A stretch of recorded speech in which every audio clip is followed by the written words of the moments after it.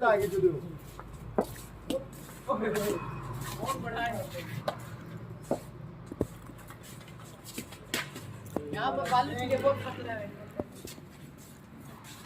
دستی ہے پلیز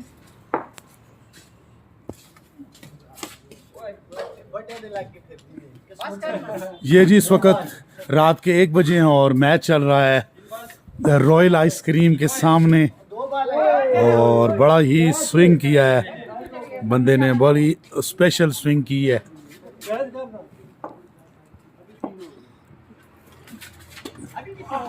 آگے نکلے مگر کوئی کام نہ آیا